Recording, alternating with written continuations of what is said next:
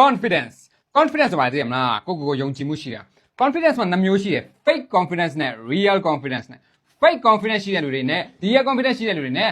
ကွာခြားချက်ကိုကျွန်တော်ပြောပြပါမယ်နံပါတ်1ကပါလဲဆိုတော့ fake confidence ရှိတဲ့ကောင်တွေကဟန်ဆောင်ပြီးနေတယ် okay ဟန်ဆောင်တယ်သူတို့စိတ်မှာခံစားရတာတခြားမကောင်းတာတွေစိတ်ညစ်တာတွေရှိတယ်ဒါပေမဲ့သူတို့ကပြုံးပြီးတော့နေတယ်အဲ့တော့ဟန်ဆောင်တယ်เนาะဒီကောင်တွေက real confidence ရှိတဲ့ကောင်တွေကဟန်ဆောင်စရာမလိုတော့သူတို့ခံစားရတဲ့အတိုင်းနေတယ်စိတ်ညစ်တဲ့အတိုင်းနေတယ်အသေးကွဲတဲ့အတိုင်းငိုချလိုက်တယ်ဟုတ်ပြီနော်ပျော်တဲ့အတိုင်းရီပြီးတော့ကတယ်ခဏကိုယ်တွေလှုပ်ရှားတယ်ဟုတ်ပြီနော်အဲ့ဒါ real confidence အဲ့ဒါနံပါတ်1အချက် okay နံပါတ်2အချက်ကဘာလဲဆိုတော့ fake confidence ရှိတဲ့ကောင်တွေကသူများဘာထင်လဲဆိုတာကိုဂရုစိုက်တယ်သူများဘာထင်လဲဂရုစိုက်တော့သူများငါ့ကို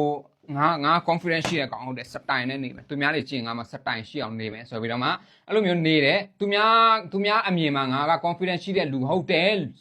ဆိုပြီးစဉ်းစားပြီးဆိုကြတယ်အဲ့ဒါ fake confidence ဟုတ်တယ်အဲ့ဒါလဲဆိုတော့ real တကယ် confidence ရှိတဲ့လူကသူများတွေကသူ့ကိုဘာထင်လဲဆိုတော့သူဂရုမစိုက်ဘူးသူနေခြင်းတယ်လို့နေတာလွတ်လပ်ဒီလိုမုံကုတ်ပြီးနေခြင်းလဲနေတယ်စကားမပြောချင်ကွာသူစကားမပြောချင်တဲ့နေ့ဆိုရင်အင်ကြီးအနက်ရောင်ဝတ်တယ်dark တွေဝတ်ပြီးတော့ချောင်းတနေရာမှာထိုင်နေတယ်အေးစေးစဉ်းစားစရာတွေရှိတယ်ပေါ့နော်ဘဝမှာလူတွေနဲ့စကားပြောချင်တယ်ဆိုရင်လည်းအယောင်လက်တဲ့ဟာတွေအယောင်နှုတာတွေဝတ်ပြီးတော့မှ hello ဆိုပြီးတော့မှလူတွေနဲ့စကားလိုက်ပြောတယ် तू လှုပ်ချင်တာကို तू လှုပ်တယ်